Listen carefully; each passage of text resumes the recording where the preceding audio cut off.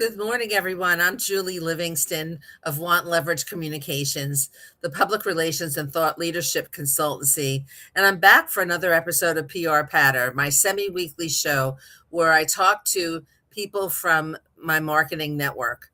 I'm so excited today to have Travis Talent with me.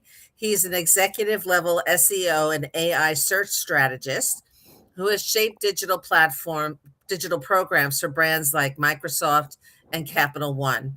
Known for turning AI disruption into competitive advantage, he's spoken at MozCon, Brighton SEO, Search Love, and writes regularly on LinkedIn, which is where you can find him, for VPs and CMOs navigating the future of search. And Travis is based in Denver, Colorado, one of my favorite cities. I was introduced to Travis through this great book, SEO in 2026. It's by David Bain, and Travis contributed a chapter to it, which I thought was fascinating. So that's why I wanted him to come today and talk about. Well, let me get into it, Travis. I'm going to ask you my first question. Sounds Um, great. okay, so why should SEO guide all marketing strategy, and how do you convince others on the marketing team of this? Amazing. Julie, so excited to be here. And this question is one that can really take an SEO team from just being website janitors to really driving strategy forward and driving business results forward. So SEO data is the closest thing we can get to real-time demand data. So when you look at how people are searching across various platforms from Google to TikTok to Instagram or YouTube, you get a glimpse into what people want and where they're at in their buying journey. So as SEOs, we deal with this data all the time and use it to make decisions around what types of content should we develop for any type of platform. Uh, Historically, we've kind of stayed in the Google lane, and AI has come into the realm and really expanded our remit to focus on all of these channels. So now we're taking this data and working with organic social teams, working with YouTube strategy teams, brand teams to understand how people are searching about the brand. So this data is the closest thing we can get to understanding demand from consumers, and it really is a great lever to drive business results and impact for the entire marketing strategy. I mean, I work a lot in the thought leadership space, and so this is critical for people developing content and thought leadership content. Absolutely, yeah. So you said that audience first marketing has and always will win, no matter how technology advances. So what do you mean by that, Travis? Yeah, I think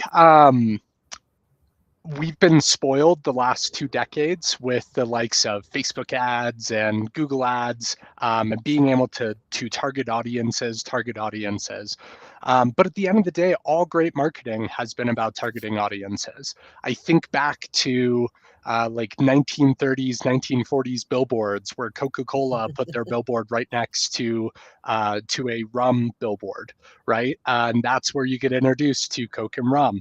And that is about understanding the audience and how people are using your products and then developing strategies to ultimately meet them where they're at. I think now there's just many more platforms to do that. There's no longer just billboards and TV Right. ads. There's a bunch of platforms, but really going back to the basics of who is our audience, how do we reach them, what do they want? If you can answer those questions as a marketer and then execute that at scale, that's how you win. That's a great answer. And how can you learn who your audience is and where they are?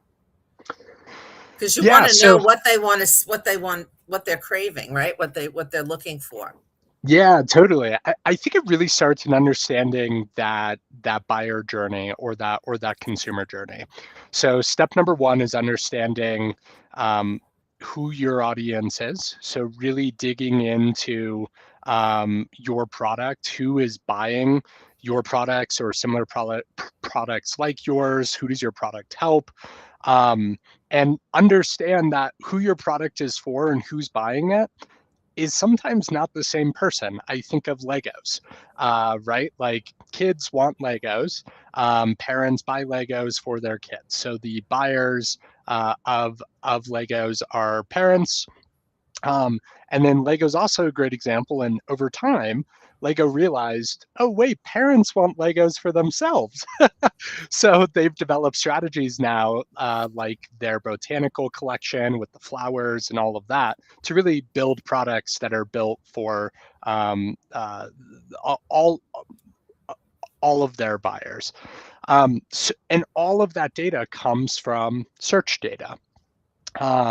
So we can uh, understand how people are searching on the likes of Google or TikTok or YouTube or Amazon, and really kind of know where they're at in their customer journey, at that stage. That's great. What is mapping search data to your audience, and how do you determine the sweet spot of establishing the right audience size? You've written a lot about this. Yeah, yeah, totally. I think so. First, let's start by just establishing what a consumer journey is. Let's think about our own search journey. If you are on the market for, let's say, a something to cool down your house, you start with, I have a problem. I know, I want something to cool down my house, but I don't know if that's a fan, if that's a new air conditioner, if that's an HVAC system, a swamp cooler. So you start searching.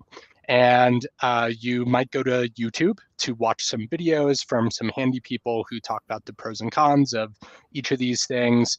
If you are a buyer who's really conscious around energy consumption, that will probably angle where you end up, and you're going to end up on some home sustainability YouTube video. And then you finally zero down and you say, okay, I want a mini split system. Those tend to be the most eco friendly. They're pretty easy to install, and right in like the middle price range. So then you go to, say, Google or ChatGPT, and you start zeroing in, okay, what brand mini splits are good? Who in my area can install mini splits? Who has good reviews to install mini splits?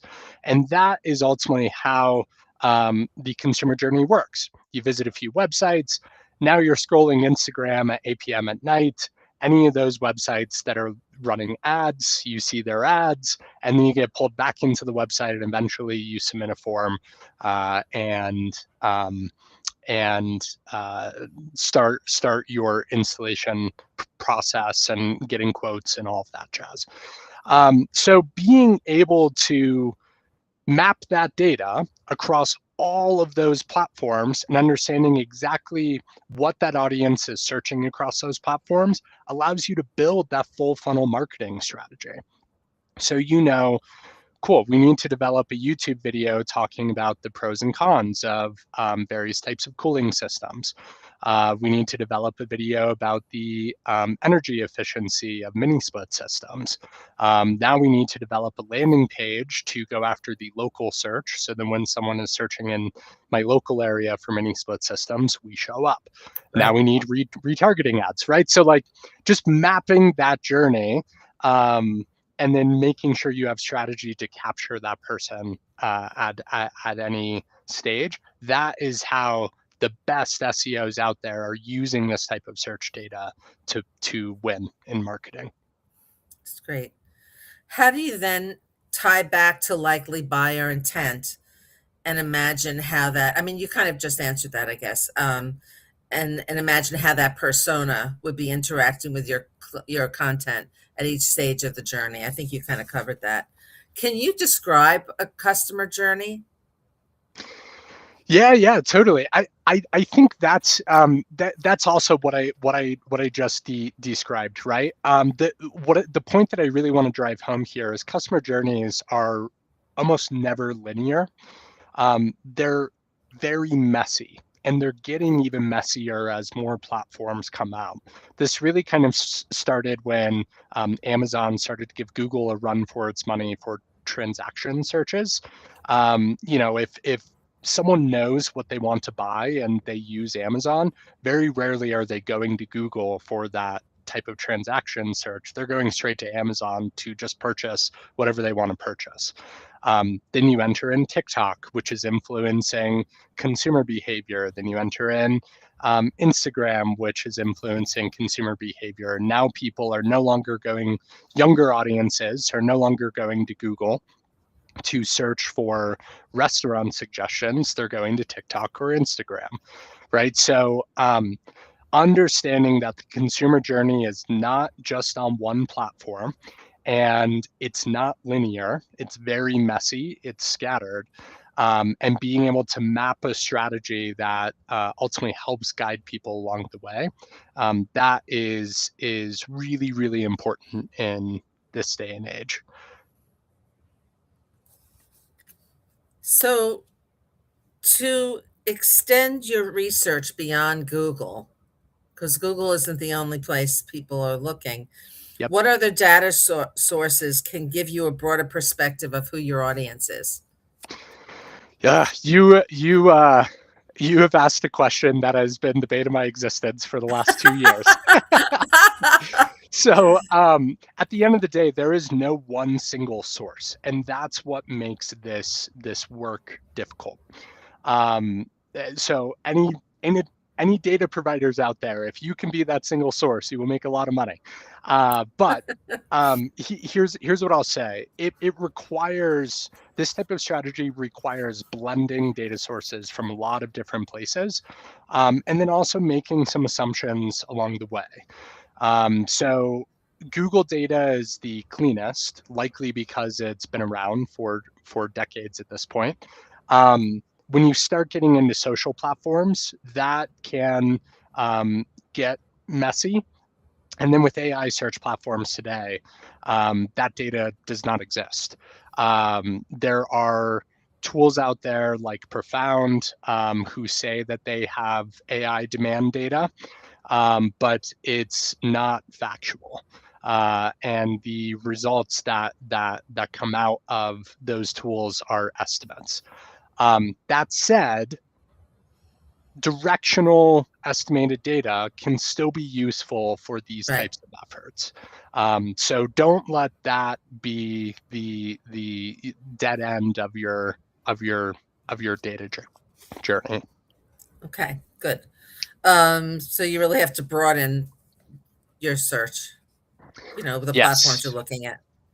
Yeah, broaden your search. And then I would also say put some effort into engineering or piping in all the data into one platform. Maybe that's Google's like BigQuery or some type of data warehouse that really kind of allows you to map it back to some pivot point, whether that's an audience or a keyword topic that you're ultimately going after. But that allows you to do this at scale.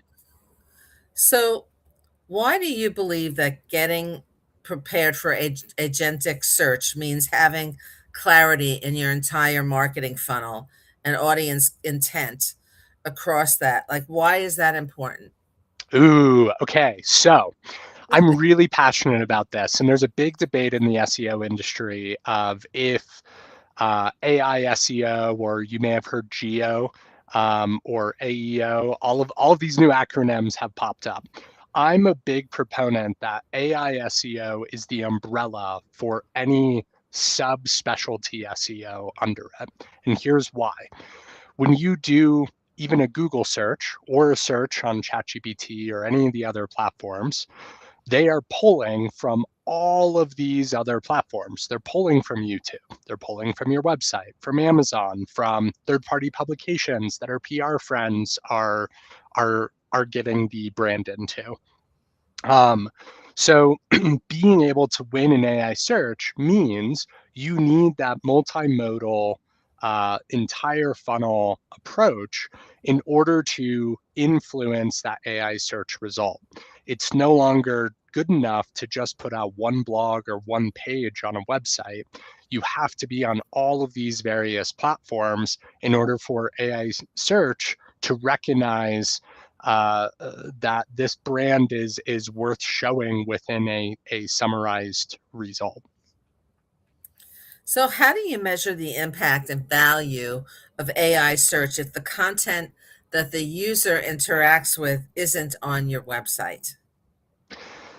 Yeah, totally. This is a really important question in uh, in this day and age. And the answer is simple in my mind. It should always map back to business results and impact. I think for a long time as marketers, we have used other metrics to uh, see what the results and impact of our efforts are. And the most important um, effort that we can build toward is this having business impact? Is this increasing revenue, increasing leads, conversions, sales, so on and so forth, right? So that's absolutely number one. That said, there's leading indicators. Uh, and those leading indicators could be things like how often is my brand mentioned in these AI summaries? How often is my brand cited, not only from the website, but cited on third-party websites? Like if you're in finance, how often are you cited within NerdWallet or Bankrate? What is the sentiment within those citations? Is the AI search results saying, yeah, this finance or this bank is a great use case for what this user needs, or is that AI summary saying it's not a great use case? So being able to map and understand that is really important. There are tools that are doing this at scale. Some tools are making a ton of money doing this. Hmm. SEO Clarity is my favorite enterprise level tool because it maps traditional Google data as well as TikTok data, Amazon data, YouTube data, and AI search data. But there are a ton of, if you're just looking at AI search, there are a ton of new tools out there like Profound, Scrunch, Athena HQ, and all of them are making headway in their own right for being able to measure success in this new world. In my world as a public relations and thought leadership professional, we used to think of backlinks as being very important. I'm sure they still are important, but how is that? Like, what do you think of backlinks, and how is that the perspective about them changed? Yeah, totally. I think it's less about getting the actual link these days and more about getting that brand mention. And here's why. What really made Google so special was its algorithm that factored in backlinks. And really that was a way for Google to understand not only what the brand is saying about themselves, but what other people are saying about the brand. And that was revolutionary at its time. Well, now fast forward 2 decades, and the algorithms and systems have gotten really good at building what's known as entity graphs. So these entity graphs are no longer built on the back of the physical backlink, but they're built on understanding, okay, this brand was mentioned in this publication or was featured on this podcast, etc. And that adds to the entity graph to really kind of bolster that brand's overall influence and sphere in the realm of the internet. So more than ever, I think digital PR is having a renaissance and is really, really important in winning AI search. So you can show up on all of these publications that are being mentioned and cited within AI search results. But it's less about chasing that individual backlink and more about that brand mention. Right, and proving your expertise. Yes, exactly. The one important caveat I'll say here, this matters as a brand matures. So when a brand is very, very new, uh, backlinks and brand mentions matter so much just to get your brand name out there and to put your name on the map. As a brand matures, if you're dealing with enterprise brands like Microsoft or Capital One or Lego, you're going to naturally get a ton of brand mentions. And at that point, it becomes more about making sure those brand mentions are accurate and people are saying what you want them to say in these publications. So then correct information is getting pulled into AI search. So I've had the fortune of seeing that strategy evolve for a brand over time. And as they grow and become more and more successful, and that's really, really fun to witness. So, Travis, this has been so informational and eye-opening. What would you say your biggest takeaway is from today's conversation? Ooh, um, I would say my biggest takeaway is to win in AI search, you have to win in your entire marketing program. And that includes PR, that includes YouTube, organic social media, great website content. So go be friends with those people who are either already at your company or who you think can really help bolster your entire marketing strategy. It's great. And how can people get in touch with you, Travis? Yeah, I'm very active on LinkedIn. It's my favorite social media platform. So please reach out to me on LinkedIn. And I would love to connect and answer any questions there. That's great. Well, thanks everyone for joining us today. Again, I'm Julie Livingston of Want Leverage Communications. And if you like what you saw today, please visit me on my website at wantleverage.com, where you can read more about my services in public relations and thought leadership. I'll see you next time on PR Patter. Thanks, Travis. Thank you.